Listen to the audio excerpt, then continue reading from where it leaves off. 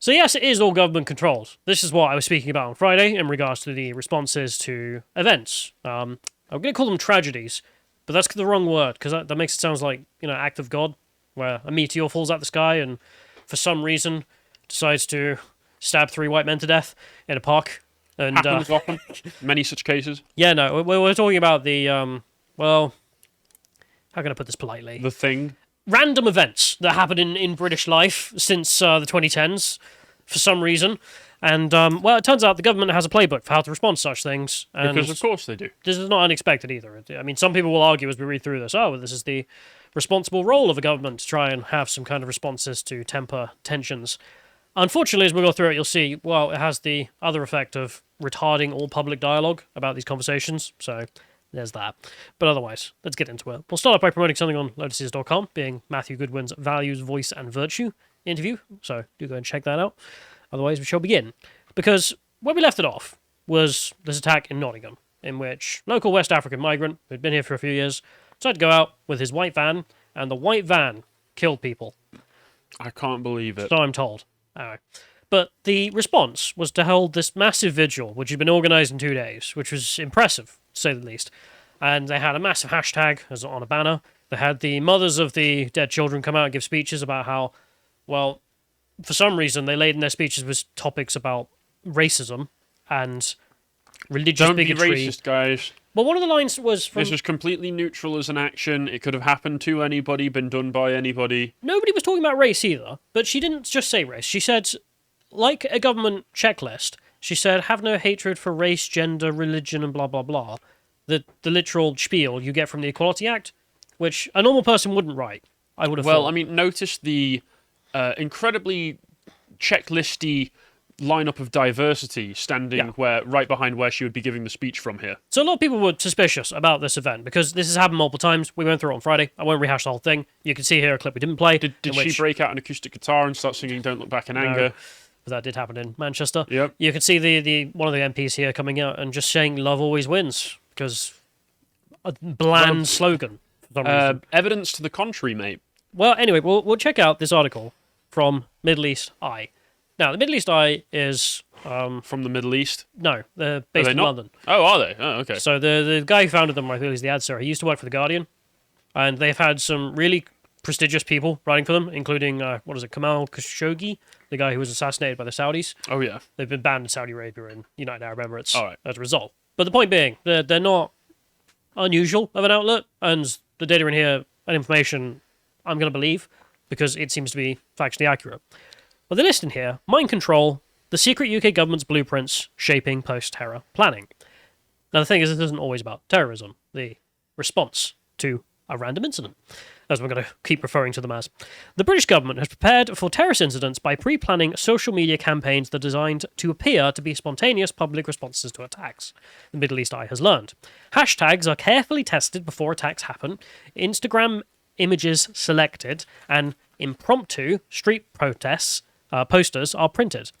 In operations that contingency planners term controlled spontaneity, politicians' statements, vigils, and interfaith events are also negotiated and planned in readiness for any terror attack.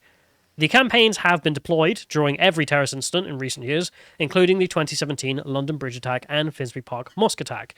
Within hours of an attack, other campaigns are swiftly organised with I Heart posters being designed and distributed according to the location of the attack, and plans drawn up for people to hand out flowers at the scene of the crime, in apparently unprompted gestures of love and support.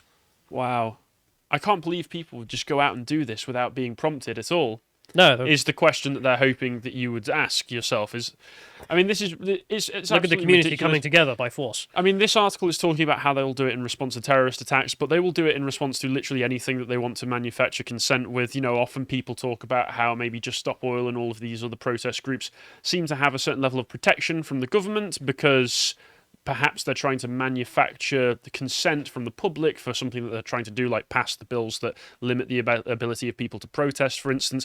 I always ask the question whenever they pop up is, where are all of these women getting the Handmaid's Tale outfits from? Because whenever there's a protest, there seems to be just a lineup of women with perfectly tailored Handmaid's Tale outfits. I'm not saying there's no reason to be suspicious about other events. In this specific instance, though, the very similar responses to a series of different kind of attacks, and not necessarily terrorist incident. The one in Nottingham, for example, counter-terrorism police were involved, but there's no evidence there was a terrorist attack so far, just a random migrant incident. That's how they're phrasing it.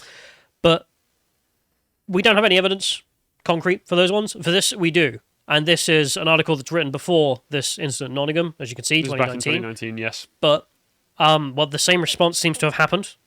So, I mean, call me mental, but I think if the same thing keeps happening in a bunch of instances, and then we find out the government orchestrated all of them, and then another incident happens that's very similar, and the exact same response gets implemented within hours. And then one of the parents of one of the people, one of the parents of one of the people who died comes out with this incredibly government-approved checklist of, you shouldn't do this, let's not make it about race, let's not make it about this and that. It's like, no one was saying. I mean, at one point she says, don't make it about religion. It's like, no one was... What? We don't even know what religion the guy was. Well, I mean, I think that's a bit...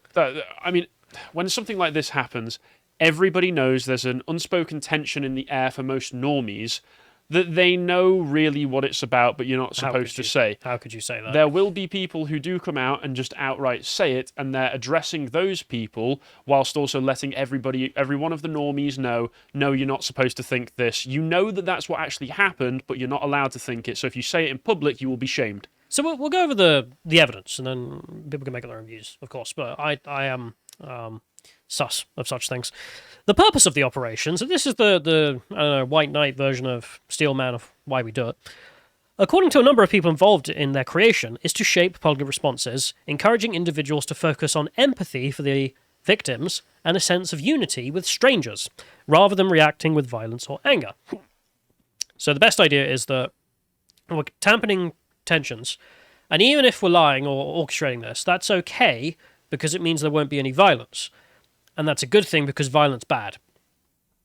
That's as far as their thinking goes. They do in response to violence created by policies that they have pushed forward.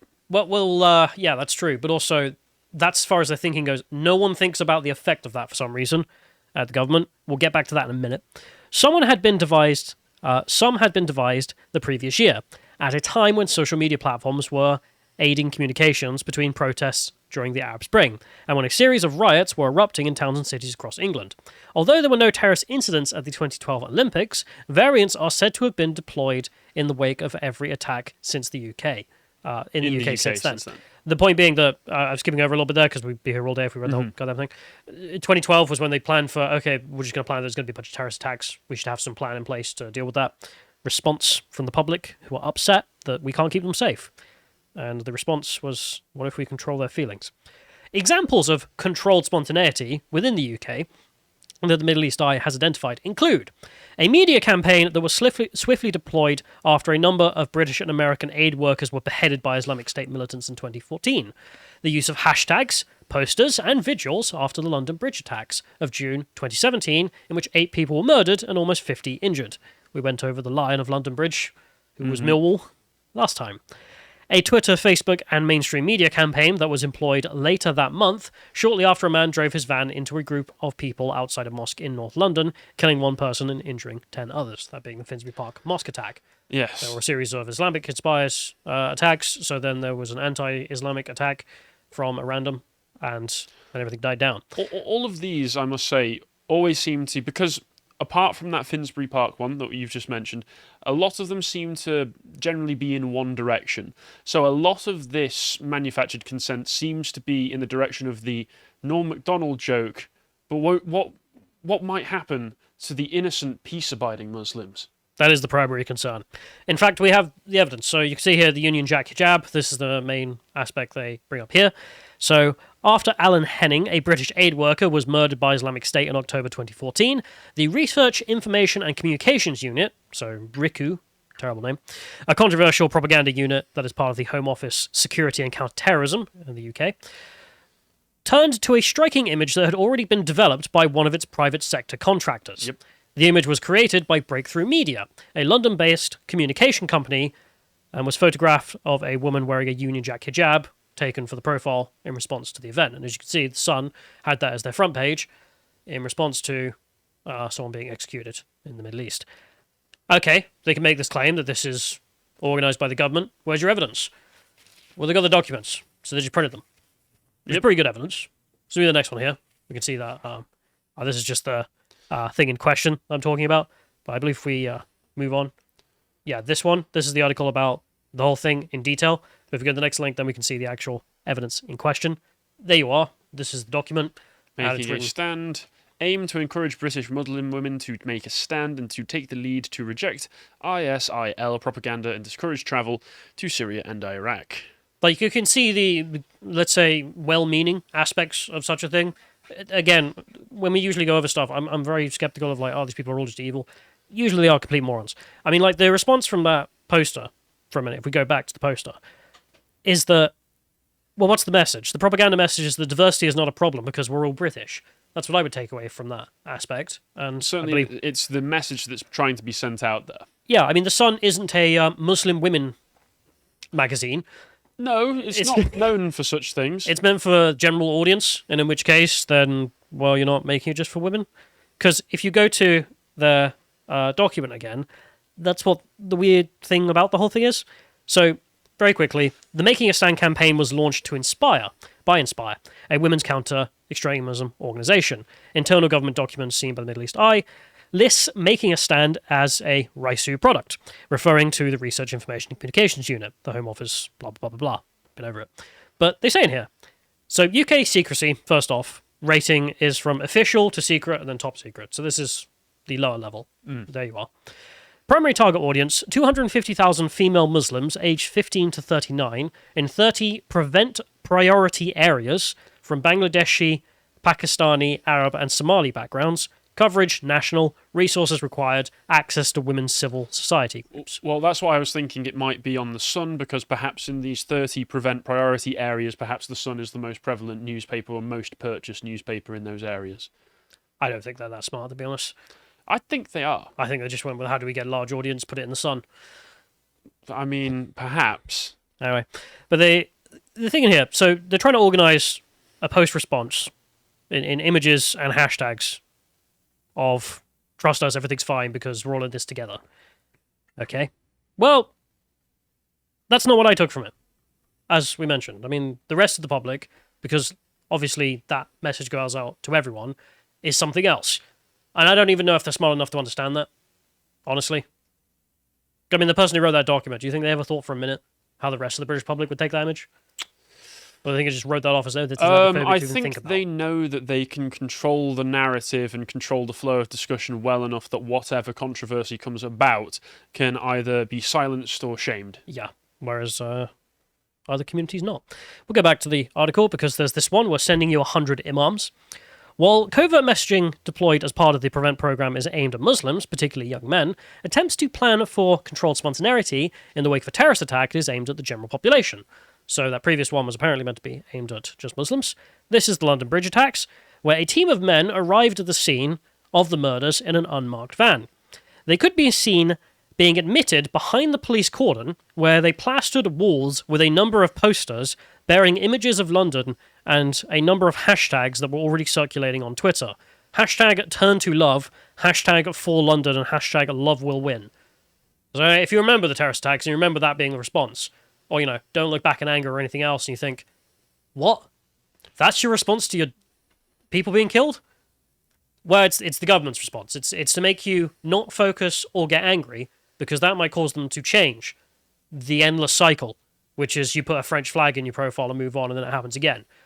Instead, they want you to put the French flag in your profile, move on, and have it happen again. That's the best outcome for them. For me, my question that always pops up with this is, This is all in response to the inevitable consequences of a multi-ethnic, multicultural society like we have in the UK at the moment, when obviously multi-ethnic tensions due to multiculturalism and ethnic conflict and all such things will bubble up and cause these sorts of issues.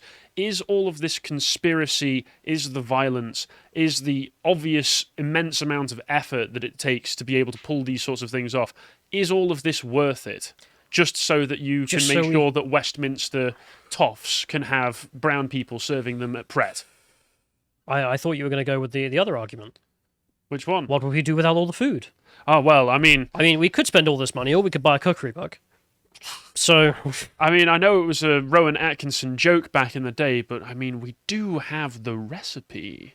We literally do. We do actually have the recipe now. But if you go to the next link here, we can see that... well, this seems to happen a lot, because, I mean, this is the speech here, and as you can see, this Channel 4 journalist, for some reason, decided to tweet out that line, "Please hold no hate that relates to any colour, sex, or religion," as if people were hating men in response to this. Again, it isn't natural. That wording there is what I'm talking about. The fact that it is literally ripped from the Equalities Act, the government's legislation. And this person being like, inspiring, beautiful, hashtag Nottingham together. I did see something really hilarious, actually, in response to this. I don't want to turn the tone down or anything, but it was a meme where somebody had put, when I get run over by a member of the diversity and my mum gets up on national television and says he wouldn't want it to have been about race, and all of a sudden you see the gravestone, a hand bursts out of the grave and he rises back up. There were quite a few responses of just being like, I don't understand. Well, I'm going out on a limb here, but I think maybe...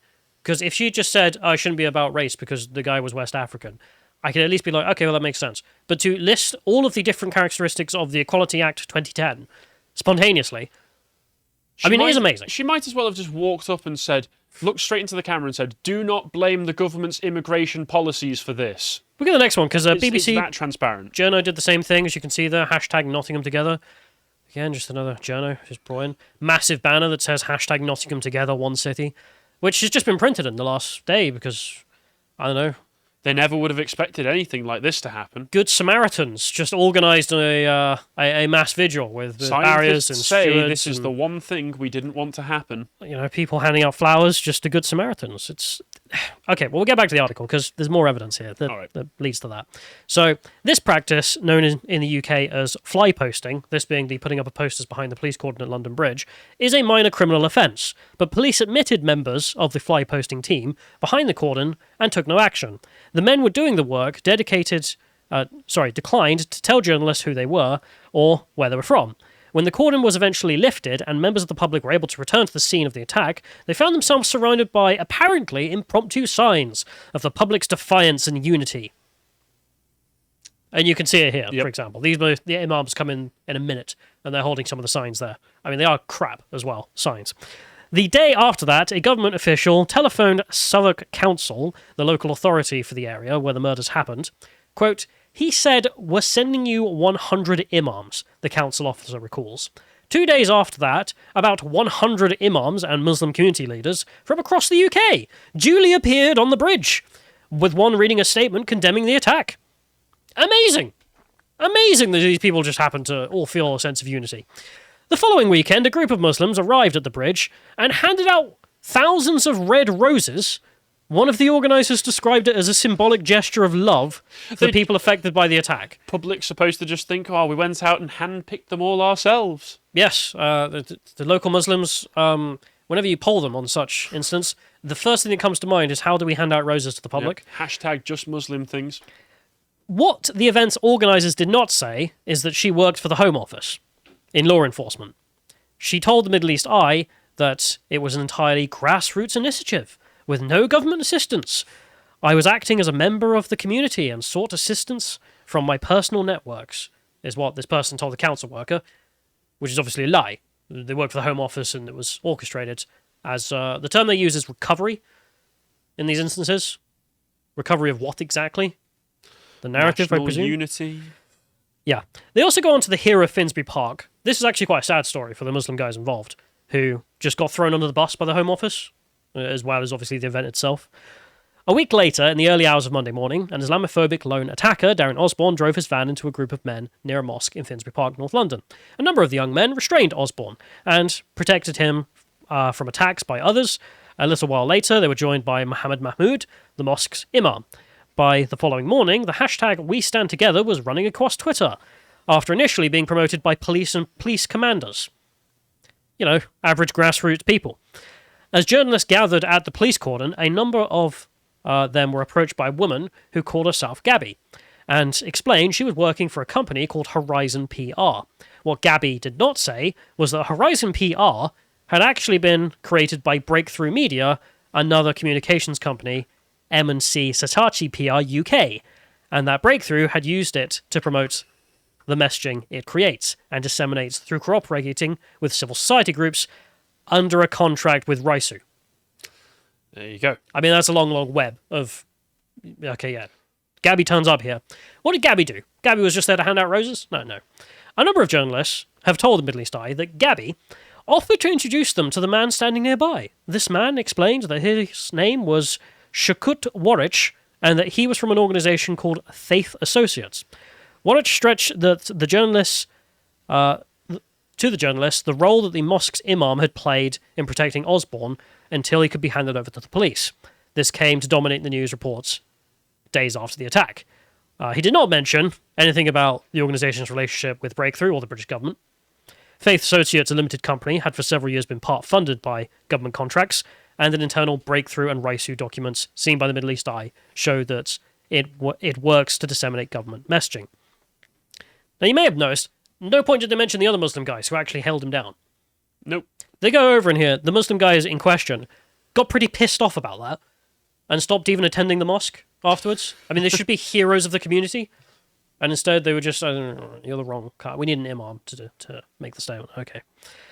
And then this is the most important bit, and I think explains the reasoning, and then you can argue what's good or bad. I'm on the side that the government should stop interfering with dialogue. I think we can solve this ourselves without them. I mean, they won't. Yeah. They won't. This is democracy. For anybody who's still not really caught up with all of this, this is democracy. Democracy, the will of the people, etc., is just a arms race to see who can propagandize the masses more effectively. And if the state, well, literally sides with you in terms of what if we just promote love and nothing bad ever happens. That is the left-wing position. The status quo is fine. Yep. Flowers, not riots. This is the best bit. Some governments have been increasingly nervous about the power of social media, however, and will attempt to shut it down rather than make use of it, as happened in Sri Lanka after more than 250 people were killed in suicide bombings in April. Dr. Lucy Easthope, a leading figure at the Cabinet Office Emergency Planning College, has written that recovery, the term I used earlier, has since become to be seen as a specific phase of the disaster that emergency planners attempt to order and something that can be planned for in advance, both with specificities of the emergency that's known, and also you can fill in the other stuff that's new. Yep. Later. Fill in the blanks. In order to keep the recovery process under control, hashtags and Facebook posts are said to be examined exhaustively in advance for their use to establish that they can be used without provoking unintended reactions. So they're literally sitting around planning Facebook memes and hashtags. Great. After a terrorist attack or any other disaster, Cabinet team officers will work very quickly with the Red Cross and local contingency planners, who usually send out the first social media messages, the Middle East Eye has been told. Quote, "What is wanted is flowers being handed out outside mosques," one emergency planner emphasises, "and not riots." Because if there's flowers, everyone just focuses on crying, and then everyone forgets about it and moves on and nothing happens, and the same thing happens again next year. Whereas if there's riots, there's, in her words, an urgency on the government to do something. And we wouldn't want the government to actually do something, would we? I mean, to be fair, whenever the government does anything, it's inevitably the wrong thing, so... I mean, I don't know about you, but I have noticed that especially across the pond in France, it is the only thing that seems to stop their government from doing a thing. Of course, the French take it a bit too far every 3 months. Well, by burning down Paris. Everything. But that's their culture. But as what I've just mentioned, flowers, not riots. The whole point being orchestrate the situation so everyone's sitting around crying. Does the following make more sense? We go to the next link here. We can see Manchester attack, Albert Square, vigil of peace. And all these people who have now got little posters and placards saying, "I love Manchester." It's just been printed overnight. Amazing. They had them at hand for some reason. If you scroll down, we can see that better rather than just being at the bottom. Yep. But there you are. Just for some reason. That was all I mean, spontaneous. for those who don't live in England as well, this happens every single time one of these incidents happen, and they are semi-regular at this point, sadly. They are something that happens pretty commonly, and every single time that it does, a big organisation, a big gathering happens, and you find The same things. this every single time. For the next one here, just to make the point of, does this make more sense? Them all turning up and singing Oasis, Don't Look Back in Anger, the flowers being handed out.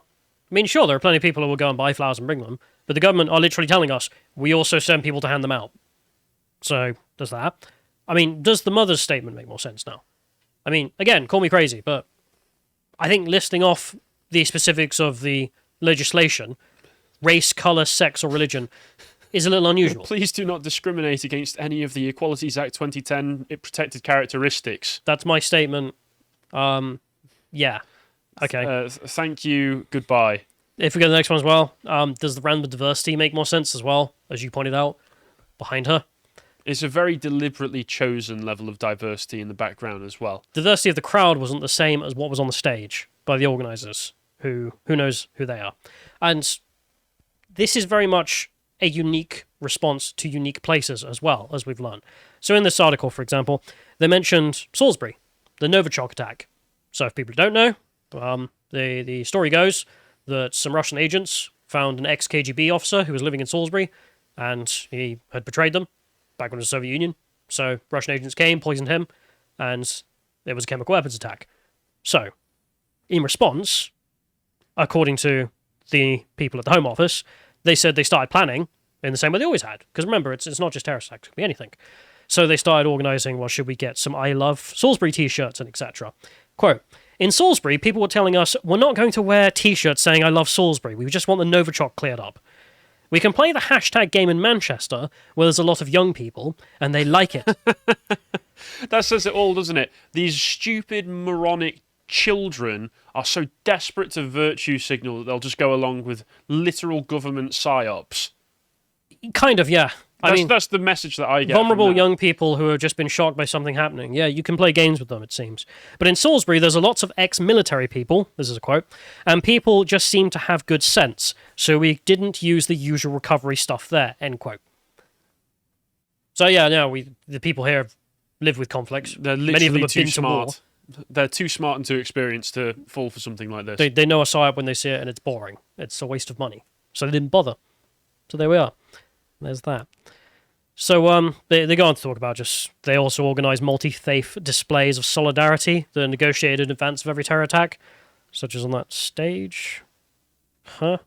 Perhaps, she has written, quote, the fight rhetoric has gone too far, and it is a mistake to, quote, insist that the first message should always be, we will overcome this, as if the enemy was on the beaches. Yeah, because you're retarding political conversation. I mean, she's talking about here the aspect of, we can't let the far right win.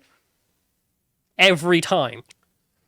As another English family is being mowed down by a rogue white van right behind her. Can't believe a white van would do this. Yeah. Quote, the government wants the Twitter storm or the Facebook storm to be its gift, and of course it can't be. But you can distract people by putting up a photograph of a French flag or whatever. These are her words. We are not going to have these debates because we are saying I heart so-and-so, and I'm going to change my profile picture to the New Zealand flag. I may have added the voice. And I'm going to do the hacker at school assembly. When there's nothing people can actually do, they change the photo of their Facebook page. They feel like they've done something about it, and they can go back to work. They're not agitating the government. That sums it up for me.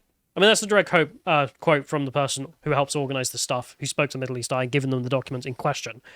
And yeah, that's the reason. If you don't agitate the government, they have no pressure on them to do anything, which is why, top down, they are trying to control us. So there you have it. Again, do you not believe me? Go and check it out yourselves.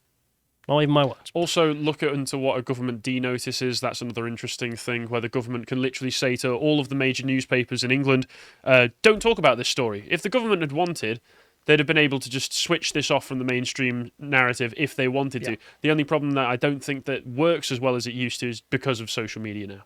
They end this off just by mentioning the person in question is like, we're not actually ever debating the serious responses of terrorism, what causes it, how to stop it, blah, blah, blah, because we're constantly just going, I love Manchester. And it is just it's not helpful. It actually gets more people killed.